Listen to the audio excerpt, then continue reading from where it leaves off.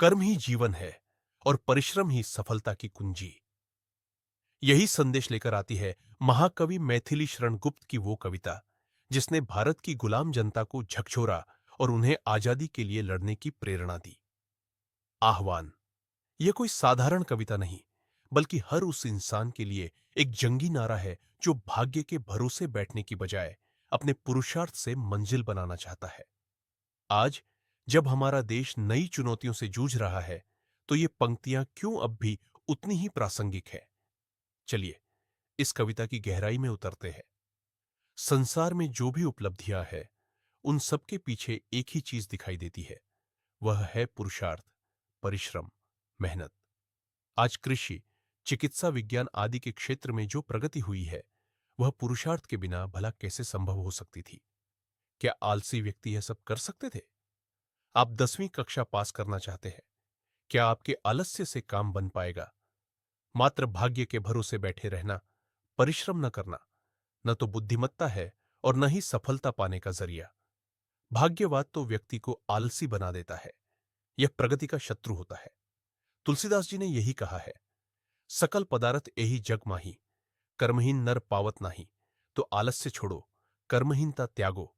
इसी तरह कठोपनिषद में भी कहा गया है, उत्तिष्ठित जागृत प्राप्यवरान निबोधत, अर्थात उठो, जागो और श्रेष्ठतम को प्राप्त कर उन्हें जानो।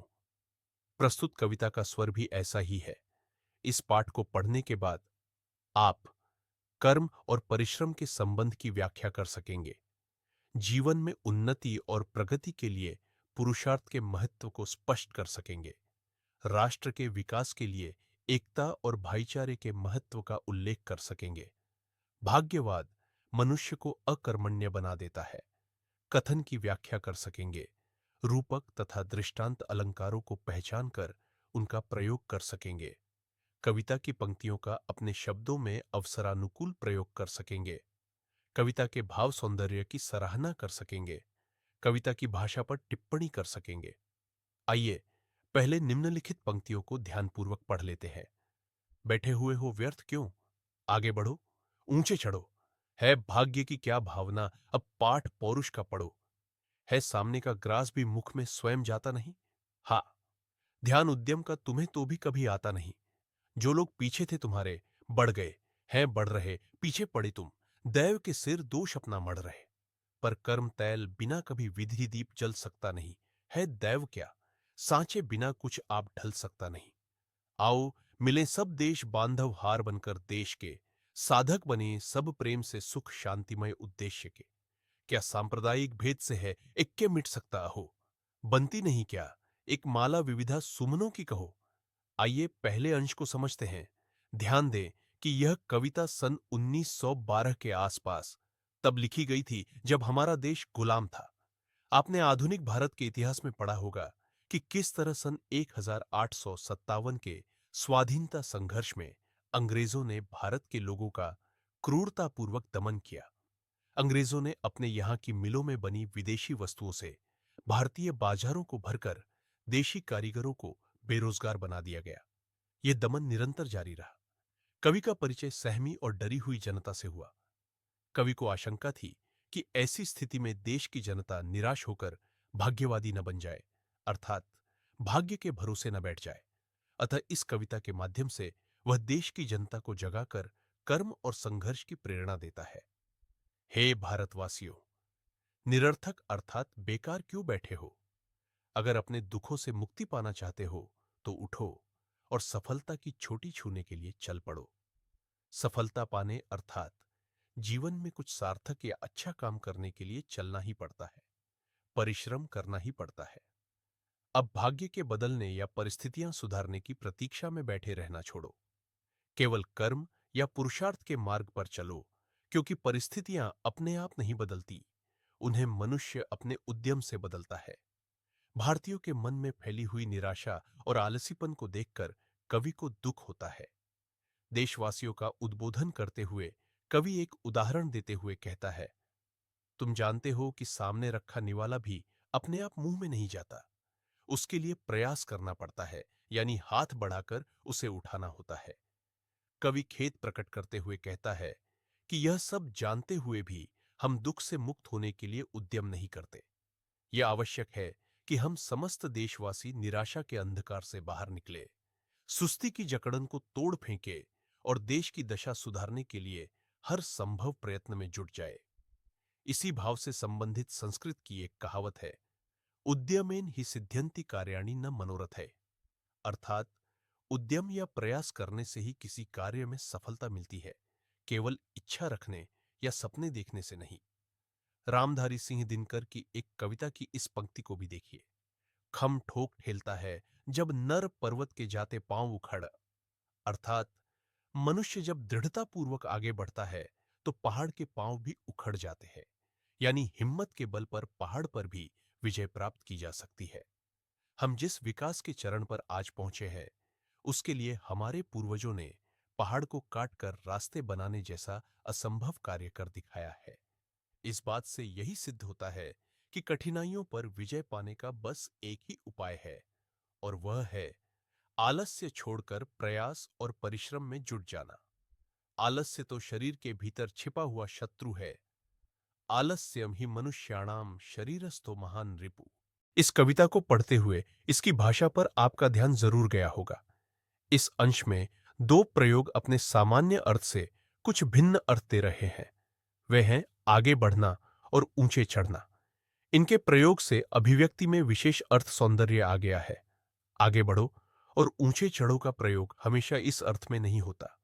जैसे किसी व्यक्ति से आप जल्दी चलने, पहल करने या आगे चलने के लिए कहें तो कह सकते हैं, आगे बढ़ो।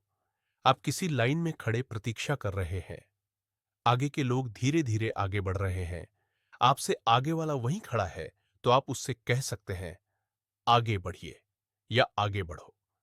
इसी प्रकार ऊंचे चढ़ो का प्रयोग भी ऊपर चढ़ने के सामान्य अर्थ में हो सकता है। कविता में आगे बढ़ो और ऊंचे चढ़ो का प्रयोग फॉल करने, विकास करने या प्रगति करने के अर्थ में हुआ है। कविता में कभी कभी किसी अर्थ को पाठक या श्रोता तक पहुंचाने के लिए कुछ दृष्टांतों अथवा उदाहरणों का उपयोग किया जाता है। जैसे इस पंक्ति में यह बात कही गई कि कोई भी वस्तु बिना प्रयास के प्राप्त नहीं होती। फिर एक दृष्टांत दिया गया कि खाने के लिए निवाले को मुंह में रखने के लिए भी प्रयास करना पड़ता है। यह दृष्टांत अलंकार है। इस काव्यांश में हा खेद अथवा दुख प्रकट करने के लिए आया है। यह विस्मयादिबोधक शब्द है। हर्ष, शोक, खेद, कष्ट आदि को प्रकट करने के लिए हिंदी में अनेक विस्मयादिबोधक शब्द है, जैसे वाह, आह, आहा, शाबाश आदि।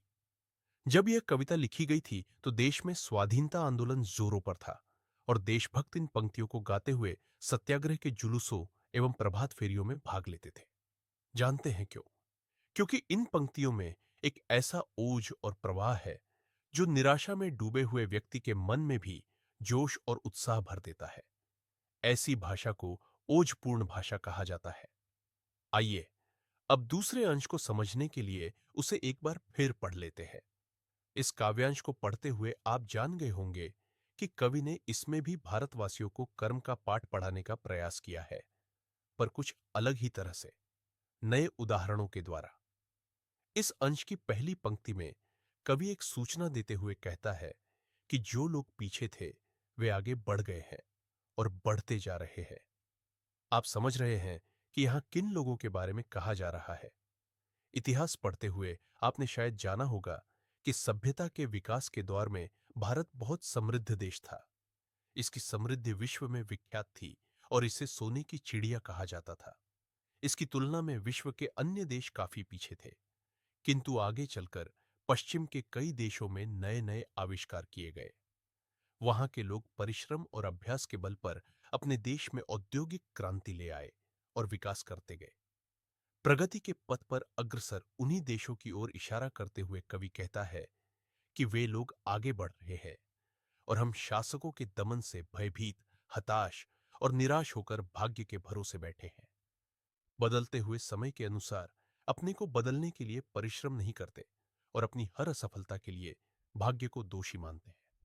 एक कहावत में कही गई बात बिल्कुल सत्य है, दैव दैव आलसी पुकारा। अर्थात आलसी लोग कर्म नहीं करते और विपत्ति आने पर केवल भाग्य को दोष देते हैं। ऐसे लोग नहीं जानते कि कर्म रूपी तेल के बिना कभी भी भाग्य रूपी दीपक नहीं जल सकता। अर्थात जिस तरह दीपक को जलाने के लिए तेल का होना आवश्यक है, उसी प्रकार किसी भी कार्य में सफलता पाने के लिए निरंतर कर्म और परिश्रम करना आवश्यक है। इसी बात को कवि एक दूसरे उदाहरण से समझाते हुए कहता है कि मूर्ति ढालने या बनाने से पहले उसका सांचा या फर्मा बनाना आवश्यक होता है, और यह सांचा मनुष्य अपने परिश्रम से बनाता है। भगवान भी उन्हीं की सहायता करते हैं जो परिश्रम करना जानते हैं। उर्दू और अंग्रेजी भाषाओं में प्रचलित इन कहावतों को पढ़िए। उर्दू, हिम्मते मर्दा मददे खुदा, अर्थात मनुष्य हिम्मत करे तभी भगवान मदद करता है। यही कहावत अंग्रेजी में इस प्रकार है, God helps those who help themselves. ऊपर के उदाहरण से स्पष्ट है कि मेहनती लोग ही अपनी मेहनत या अभ्यास से ईश्वर की कृपा का प्रसाद पाकर जीवन में सफलता प्राप्त करते हैं। अतः हमें आलस छोड़कर मेहनत करनी चाहिए, तभी कठिनाइयों पर विजय पाई जा सकती है। आइए अब हाशिए पर दिए गए कविता के तीसरे अंश को एक बार फिर से ध्यानपूर्वक पढ़ लेते हैं। आपने एक कहानी शायद पढ़ी या सुनी होगी, जिसमें एक व्यक्ति के 3 बेटे आपस में लड़ते झगड़ते रहते थे। उनके झगड़े से दुखी पिता ने एक दिन उन्हें बुलाया और तीनों के हाथ में एक एक लकड़ी देकर उसे तोड़ने को कहा। तीनों ने अपने अपने हाथ में आई अकेली लकड़ी को आसानी से तोड़ दिया। फिर उस व्यक्ति ने अपने बेटों को 3-3 लकड़ियां देकर कहा कि इन लकड़ियों को एक साथ मिलाकर तोड़ो। पिता की आज्ञा अनुसार बेटों ने उन लकड़ियों को इकट्ठा करके तोड़ने की चेष्टा की, पर असफल रहे। यह कहानी हमें क्या शिक्षा देती है? यही कि एकता में बल है। कविता में भी देशवासियों को एक होकर रहने के लिए कहा गया है। हम सब जानते हैं कि भारत अनेक धर्मों, जातियों एवं संप्रदायों का देश है। जब तक सब लोग एकजुट होकर देश के विकास के लिए कार्य नहीं करेंगे, तब तक देश गुलामी, गरीबी और पिछड़ेपन से मुक्त नहीं हो सकता। इसलिए इस अंश में कवि कहता है, देशवासियों, माना कि हम अलग अलग जातियों व संप्रदायों से जुड़े हुए हैं, पर भारत के नागरिक होने के नाते हम सब भाई भाई हैं। इसलिए आओ, सब मिलकर देश को एकता के सूत्र में बांधो और सुख शांतिमय उद्देश्य को पूरा करने के लिए काम करें। सुख कैसे मिलेगा? आजादी से। शांति कैसे आएगी? गरीबी दूर होने से। गरीबी दूर कैसे होगी? गरीबी दूर होगी अपना शासन स्थापित करके। इसके लिए हमें एक होकर संघर्ष करना पड़ेगा। समृद्धि और शांति लाने के लिए आओ, हम मिलजुल कर कठिन परिश्रम करें। कवि कुछ प्रश्नों के रूप में देश की जनता को एक होने के लिए कहता है। वह पूछता है कि क्या हम लोगों की जाति, धर्म, संप्रदाय अलग अलग होने पर भी हम एक नहीं हो सकते? कवि कहना चाहता है कि इन आधारों पर भिन्नता एकता के मार्ग में बाधक नहीं है। हम एक देश के होने के नाते एक हो सकते हैं। इसी तरह वह कहता है कि क्या अलग अलग प्रकार के फूलों को इकट्ठा करके एक माला नहीं बनाई जा सकती? आशय है, बनाई जा सकती है। जिस प्रकार यह हो सकता है, वैसे ही हम सब भी एक हो सकते हैं। कविता के इस अंश में कवि ने पुनः एक दृष्टांत का उपयोग किया है। वह है, बनती नहीं क्या एक माला विविध सुमनों की कहो। यह दृष्टांत कवि के किस कथन के उदाहरण स्वरूप आया है? जी हां, कवि पहले यह कह चुका है कि धर्म, संप्रदाय, मत और जाति की भिन्नता का होना किसी भी देश के विकास में बाधक नहीं बन सकती। कवि ने एकता को गले का हार कहा। यह रूपक है। इसके बाद कवि अपनी बात का तर्क देते हुए कहता है कि क्या अनेक प्रकार के फूलों से एक माला नहीं बन सकती? बन सकती है, और बेहतर माला बन सकती है।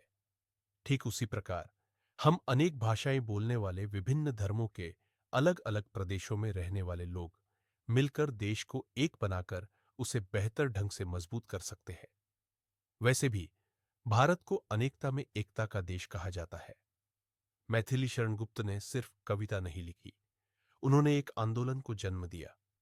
ये पंक्तियां हमें याद दिलाती है कि भाग्य कोई बहाना नहीं और एकता कोई विकल्प नहीं। जब हम अपने कर्म से सांचा बनाते हैं, तभी भाग्य की मूर्ति ढलती है। चाहे 1912 का भारत हो या 2024 का, सफलता का मंत्र वही है, उद्यमेन ही सिद्ध्यन्ति कार्याणि न मनोरथ है। तो आइए इस कविता को सिर्फ पढ़े नहीं, इसे जी। सबकी उन्नति में ही राष्ट्र की प्रगति है। अगर ये वीडियो आपको प्रेरित करता है तो इसे हर उस शिक्षार्थी तक शेयर करें जो परिश्रम की ताकत समझना चाहता है। चैनल को सब्सक्राइब करें और बेल आइकन दबाना न भूलें। जय हिंद।